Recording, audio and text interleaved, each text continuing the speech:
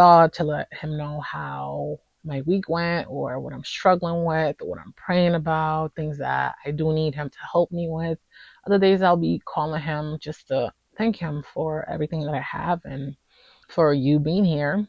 And some days God will be calling to check in to see, am I doing the things that I said I was going to do? Am I following up with being the person that he called me to be? And just to see how I'm doing. So some days I'll be calling God, let him know, hey, this is what's going on. Hey, I want to thank you for this. I want to thank you for that. Just to have a real conversation, to just unpack my heart and unload the burden that I carry every day and just give it to him and say, God, here, search me, God, cleanse my heart and help me become a better person. Help me become more compassionate. Help me become more feminine. I remember about 9 months ago, I had a baby shower at work, and my coworker said, don't worry, you will get your pink back. And I was confused. I was like, what do you mean? I never heard that before. So I'm like, what do you mean? And she told me, once you have the baby, eventually you get your pink back. And my daughter is 9 months. And I'm happy to say that I got my pink back. It's not just the color. Like, I remember before I would be into dark colors. I didn't want anything bright. Now I like orange. I like pink. As you can tell, I have pink on my nails. My desk is pink. The candles are pink. My house is not covered in pink, but I like the color pink. It brings peace. It feels more feminine. I hope wherever you are in life that you do get your pink back. Not necessarily in a way that, oh, you need to fall in love with the color pink. It could just be green, but I hope the green brings you peace. I hope it's a color that you really like. And every time you see that color, it brings you joy. It reminds you that it's okay, that you're fine.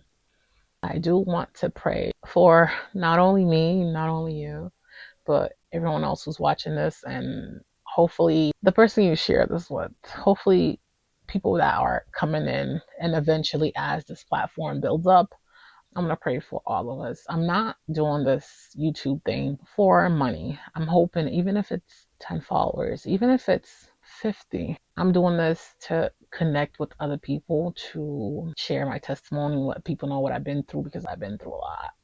You probably, if I was to tell you what I've been through, you look at me and be like, how? And I know I'm not the only one. I know that you've been through stuff that no one knows about, only God knows.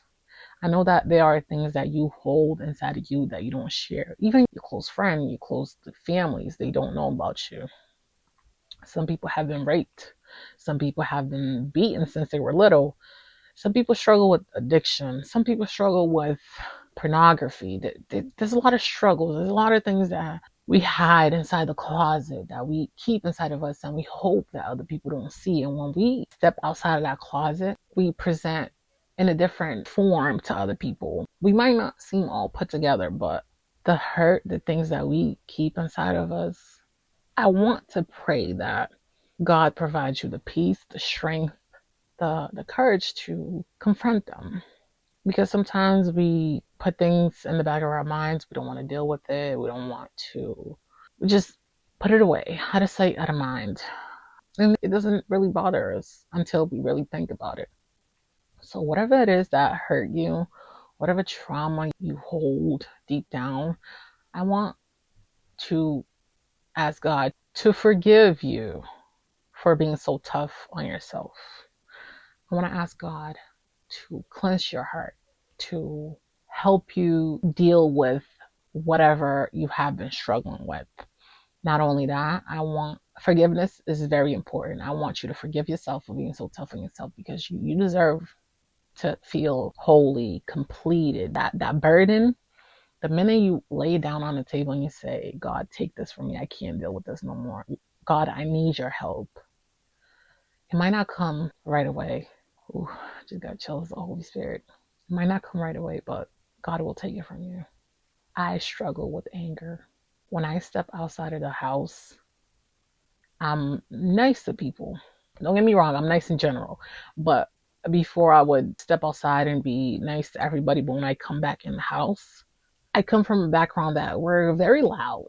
So every time I walked in the house, the phone's ringing, the laundry's going off, the dogs are barking. My son's autistic, so he's doing what he's doing. And I would just get super overstimulated. And when people asked me to do stuff for them, I would get very annoyed. The way that I would talk to them would be very not disrespectful, but in a tone that it's like, it's not necessary. I'm not perfect, but I try every day to be better, to work on that. And I'm very happy to say that I'm more gentle. I feel good. The golden rule says that treat others how you want to be treated.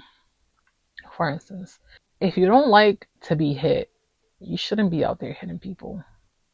And I say this because the culture I come from, we believe in spanking your kids to discipline them, not abuse them, but a little spanking. Sometimes I want you to know that it's not your child that you're dealing with or trying to discipline them. If it's the behavior that you don't like, if it's the things that they're doing, I want you to hug them. Sometimes just stop and think. Just hug them and say, hey, what you're doing is not right. Let's try to do it a different way. And I know it's hard because my son is autistic, so I really struggle with things like that. But I've learned to take a step back. If I see that I'm overstimulated, I ask, help me. Or I start praying. Or I take a moment to just, instead of reacting back, I tell God, take over. For instance, my son has a hard time in the morning.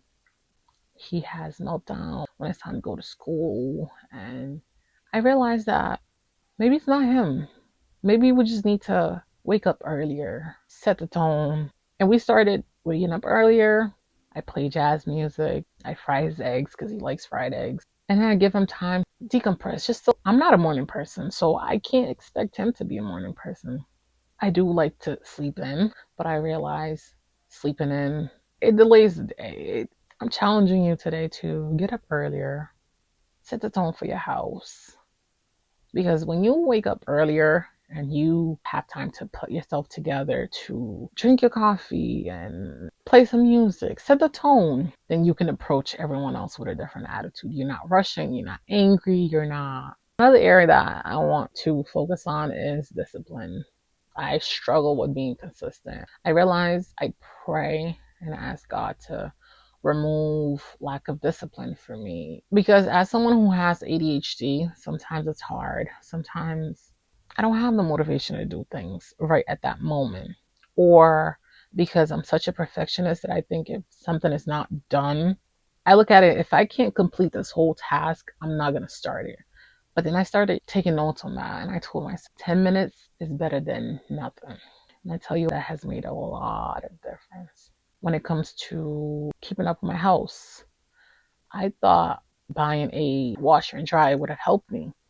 It does help, but I realized I will wash the clothes instead of folding it and putting it away right after it finishes. I'll just leave it in the basket and then it piles one basket here, one basket there. So if this is you, if you struggle with being consistent, I want you to walk this walk with me. Let's do it together. Let's keep each other accountable. I woke up this morning and I was like, oh my God, I want to go back to sleep. I want to sleep for an hour or two and then get up and then get going my day. But I had to trick my mind and I had to ask, help me. I invited God into my day and it made a huge difference. I got up, I made my breakfast, I took a shower, I put on my earrings, and I feel good. I want to let you know that you don't have to be perfect. It's okay to breathe. It's okay to slow down, pause, breathe. I want to let you know that you don't have to carry all your burdens. One thing that I really do, I don't do it as often as I should do, but I have a journal that this is actually my third one. When I feel frustrated, I open my journal. I write. If you don't like to write, record yourself on your phone, even if no one sees it, even if you don't post it, or go on your notes and just on your phone and just type whatever you're feeling and just whenever you feel anxious, pray. And if you don't know what to pray, if you don't know what to ask God for, write it down. God says, write it down and make it plain. I won't show you everything, but hopefully, I'm hoping that I will have people who are interested hearing me read my journal. Because as I read my journal, I can tell you what was going on in that exact moment, how I felt. And then I can give you proof that everything that I've wrote down and I've asked God for has came to pass. Even if it's like years later, it came to pass. And I have proof to show. I want to, Father, I pray that you bless my lips and my tongue. That whatever comes out of my mouth, I pray that it reaches the right person. I pray that whatever area is going wrong in their life, the desire satisfaction theory says that when things are going good for you, when life is going good, you feel happy, you feel fulfilled. And when things are not going the way they're supposed to be going, you feel like a failure. If you feel like a failure today, I want you to take a moment to realize everything that you've accomplished. It's very hard when we scroll through social media and we see how other people are living. It makes us feel like I don't have everything or I'm a failure. Don't feel like that. You don't need that new digital calendar that you see on TikTok to get your life together. You don't need a new whatever it is that you're thinking about buying. I'm here to tell you that you don't need it. Start with what you have.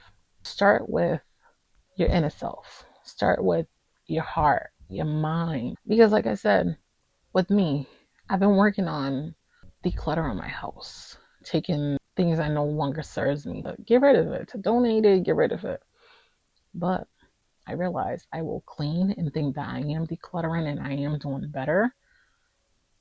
But then a couple days later, I'm back to the same mess. There's clothes over here, there's this over there. And if that's you, I want you to find a system. I heard that